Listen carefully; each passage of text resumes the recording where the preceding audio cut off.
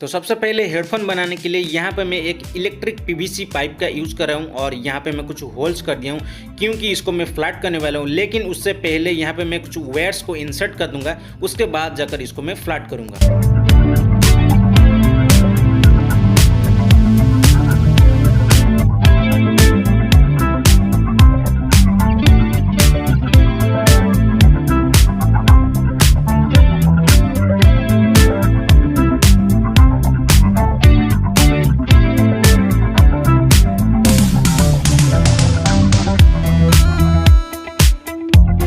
तो यहाँ पे इसको फ्लैट करके यू शेप जैसा बना दिया हूँ।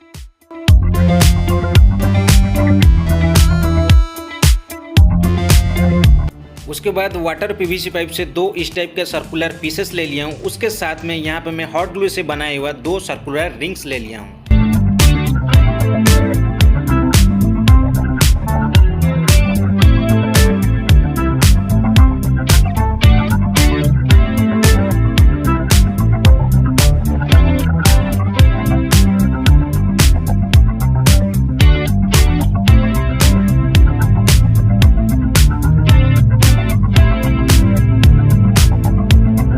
तो यहाँ पे मैं टच सेंसर का सेंसिंग एरिया बढ़ाने के लिए यहाँ पे मैं दो थिन मेटालिक स्टील प्लेट ले रहा हूँ क्योंकि इसमें मैं एंटी थेफ्ट सिस्टम बनाने वाला हूँ।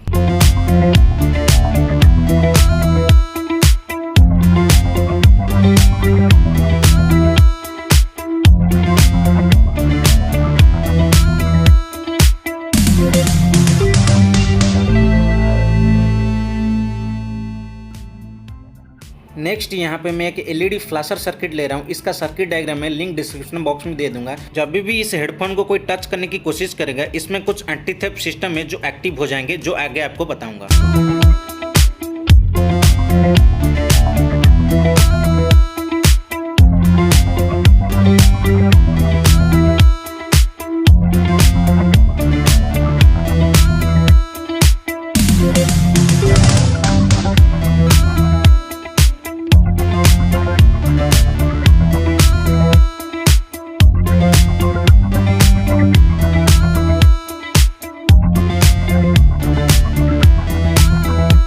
नेक्स्ट यहाँ पे मैं दो वाइब्रेटर मोटर का यूज़ कर रहा हूँ। जब भी कोई हेडफोन को टच करेगा तो वो क्या करेगी, वाइब्रेट करेगी।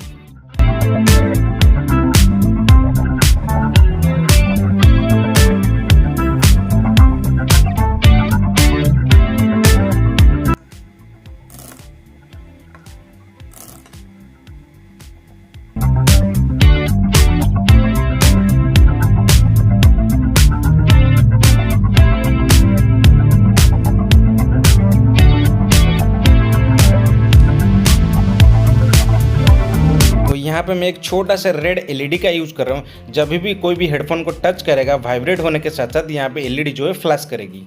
नेक्स्ट इसमें एक कंडेंसर माइक को इंसर्ट किया हूँ क्योंकि यहाँ पे मैं एक वॉइस रिकॉर्डिंग मॉड्यूल का यूज़ करूँगा।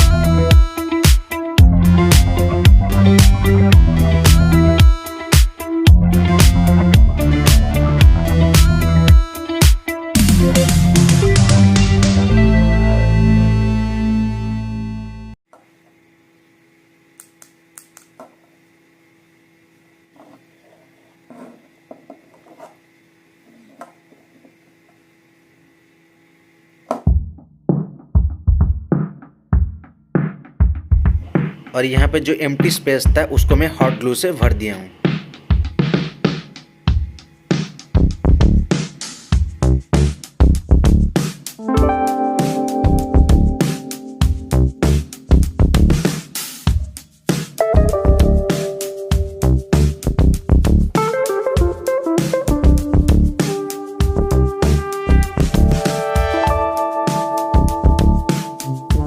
यहाँ पर मैं 3 SMD LEDs का यूज़ करूँगा for notification just like code uploading, reset and power.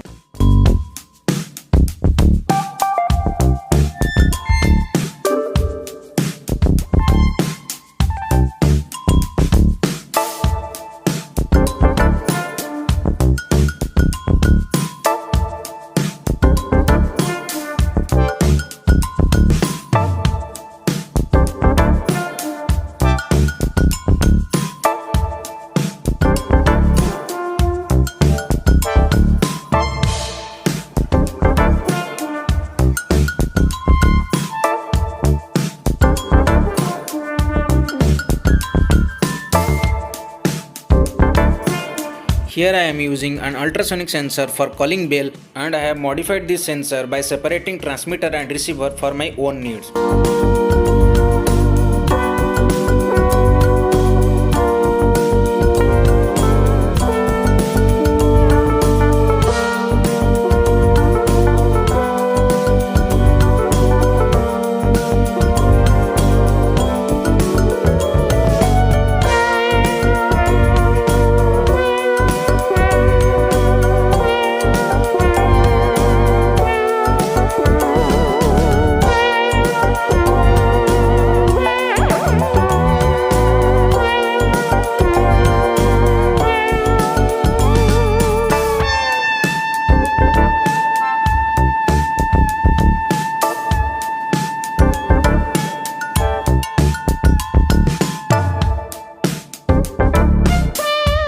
Next यहाँ पे मैं एक मैकेनिकल बॉल स्विच ले रहा हूँ। जो भी इस हेडफोन को निकालने की कोशिश करेगा तो क्या करेगी, सायरन बजेगी, इसलिए यहाँ पे मैं एक मैग्नेटिक स्विच मैकेनिज्म कर रहा हूँ।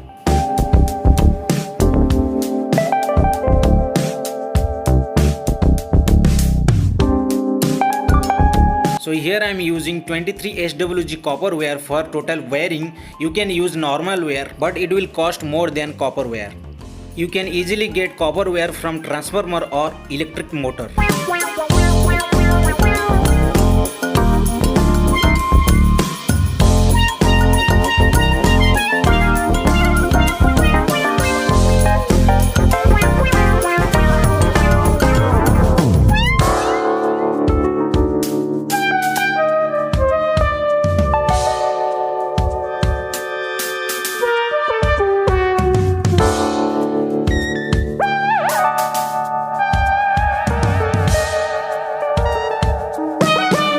Next here I am using red SMD LED for lighting.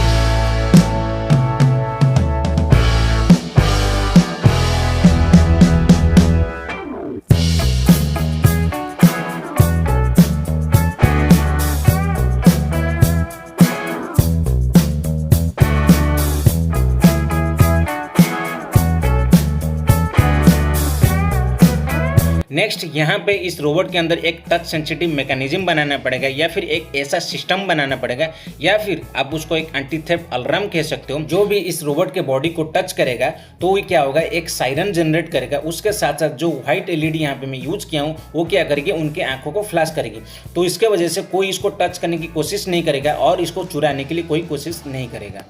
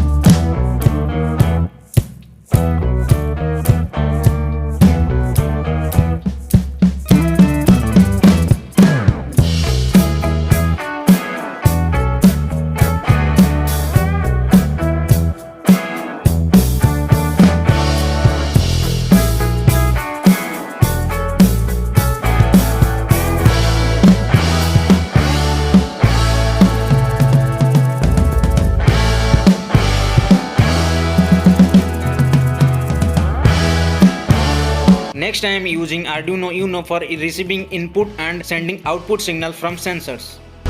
You can use Arduino Nano or any ESP modules.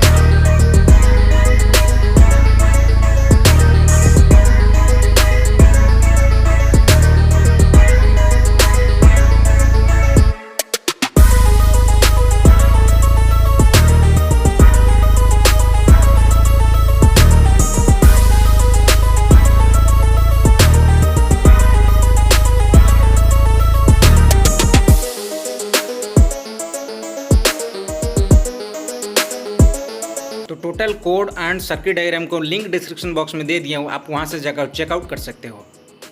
यहाँ पे आर्डिनो रिलेटेड कनेक्शन सब कुछ कर दिया।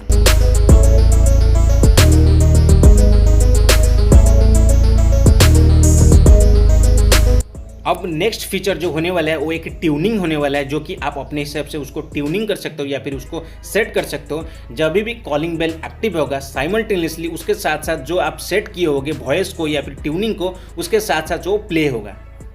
तो उसके लिए एक वॉइस मॉड्यूल एंड एक एम्पलीफायर का यूज कर रहा हूँ।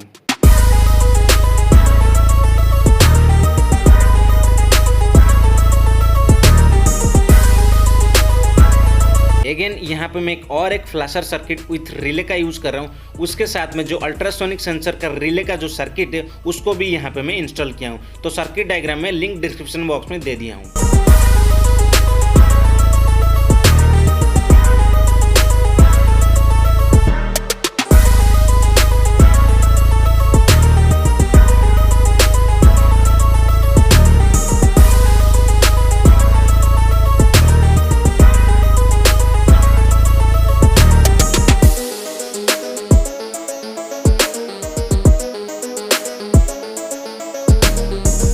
तो यहाँ पे मैं सब कुछ कपलर टू कपलर बेस्ड बनाऊंगा, यानी जो भी कंपोनेंट को पावर प्रोवाइड करूंगा सब कुछ वो कपलर टू कपलर बेस्ड होने वाला है। यानी फ्यूचर में कोई भी कंपोनेंट फॉल्ट होता है या फिर कुछ भी फॉल्ट होता है, हम पर्टिकुलरली उसी कंपोनेंट को निकाल के बाकी सबको रन करवा सकते हैं।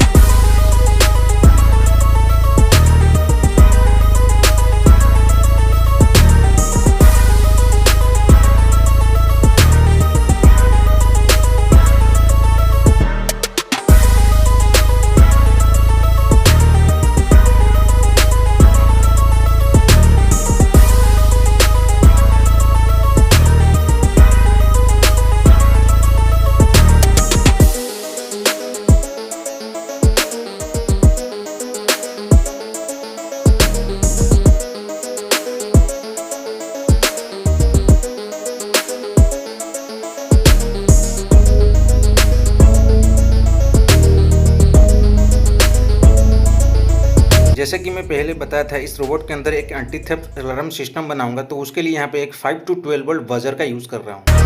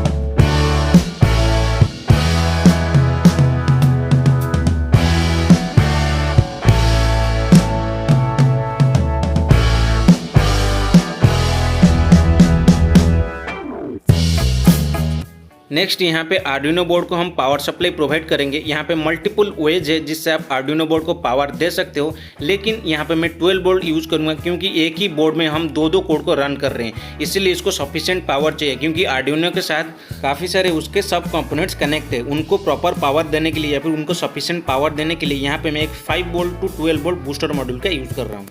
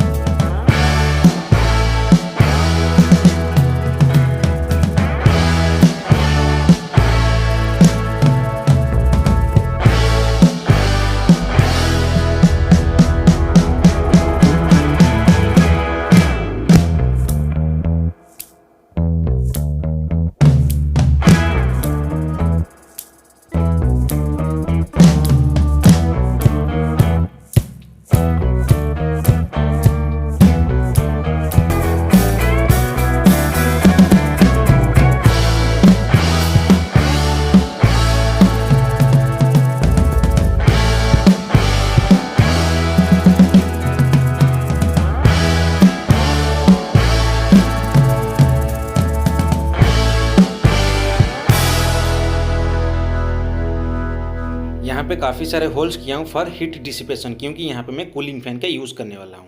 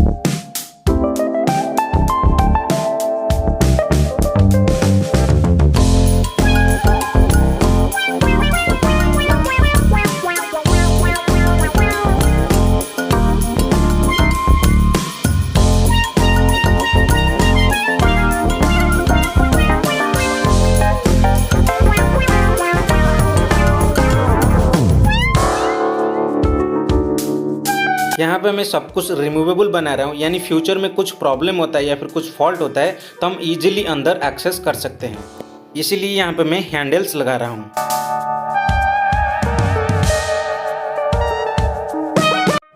तो ये रहा हमारा फाइनल प्रोजेक्ट का लुक वाइज ये काफ़ी अट्रैक्टिव लग रहा है और यहाँ पे मैं जो लाइटिंग यूज किया हूँ उसके वजह से लुक जो है काफ़ी एनहांस होके आ रहा है। यहाँ पे मैं छोटा सा एक क्यूट सा लिटिल रोबोट बनाने की कोशिश किया हूँ और थोड़ा बहुत मैं फ्यूचरिस्टिक बनाने की यहाँ पे मैं कोशिश किया हूँ। आप मुझे कमेंट करके बताओ इसका लुक या फिर इसका डिज़ाइन आपको कैसा लग रहा है। तो बिना टाइम वेस्ट के इसका एक एक फीचर के बारे में बता देता हूँ।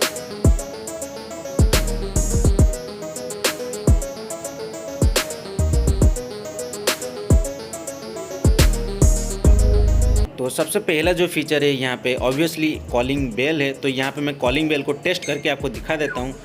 यहाँ पे आप देखो इसका जो ट्यूनिंग है साइमल्टेनियसली उसके साथ प्ले हो रहा है। इस ट्यूनिंग को आप अपने हिसाब से सेट कर सकते हो अप टू 10 सेकेंड। नेक्स्ट इसका जो नोज है वो एक रीसेट बटन है विथ इल्यूमिनेशन। जब भी इस रोबोट के अंदर माल फंक्शन होगी इस बटन को प्रेस करके आप इस रोबोट को रीसेट कर सकते हो या फिर रिबूट कर सकते हो। नेक्स्ट जो फीचर है इसमें एंटी थेफ्ट अलार्म सिस्टम है। जब भी कोई भी इसको टच करने की कोशिश करेगा तो इस तरह से ये फ्लैश करेगी, उसके साथ साथ जो सायरन है वो भी बजेगी। तो उससे आपको पता चल जाएगी कि ये रोबोट के साथ कोई छेड़खानी कर रहा है। नेक्स्ट जो इसका हेडफोन बनाया है फॉर एस्थेटिक पर्पज, इसमें भी कुछ एंटी थेफ्ट सिस्टम है। जैसे कि इसको कोई टच करेगा तो ये क्या करेगी, वाइब्रेट करेगी और यहाँ पे जो एलईडी लाइट है वो फ्लैश करेगी। नेक्स्ट इसमें जो OLED डिस्प्ले का यूज हुआ है उससे आप आउटसाइड टेम्परेचर, ह्यूमिडिटी उसका सब रीडिंग यहाँ से आप देख सकते हो और उसके साथ जो सर्कुलर इल्यूमिनेशन है वो काफ़ी अच्छा लुक आ रहा है। नीचे इस डिस्प्ले में आप कितना वोल्टेज या फिर कितना करंट ये रोबोट कंज्यूम कर रहा है यहाँ से आप उसका रीडिंग देख सकते हो। उसके साइड में जो रिले है वो सिर्फ एस्थेटिक पर्पज के लिए उसको मैं ट्रांसपेरेंट बनाया हूँ। पीछे यहाँ पे आप देख सकते हो एक कूलिंग फैन यूज किया हूँ फॉर वेंटिलेशन। जब ये मशीन वर्क करती है तब इसका जो पावर सप्लाई है वो हीटअप होती है, तो उस हीट को डिसिपेट करने के लिए यहाँ पे मैं कूलिंग फैन लगाया हूँ विथ व्हाइट LED इल्यूमिनेशन। यहाँ पे मैं रिमूवेबल कवर का सिस्टम किया हूँ। जब भी कुछ भी फॉल्ट होता है जैसे कि फ्यूज हो गया या फिर पावर सप्लाई में कुछ फॉल्ट हो गया तो यहाँ से आप इसको इजीली निकाल के रिमूव करके उसको रिप्लेस कर सकते हो। अगर आप फ्यूचर में कोड को अपग्रेड करते हो तो इस टाइप बी पोर्ट से कोड को अपलोड कर सकते हो एक्सटर्नली। तो ये थे सारे इसके फीचर्स। आई होप आपको ये गैजेट जो है अच्छा लगा हो। अगर अच्छा लगा तो लाइक शेयर सब्सक्राइब कर लेना। कमेंट करके बताना इसका डिजाइन आपको कैसा लगा। तो नेक्स्ट मिलते हैं और एक तगड़ा सा गैजेट के साथ और एक तगड़ा सा वीडियो के साथ। तब तक के लिए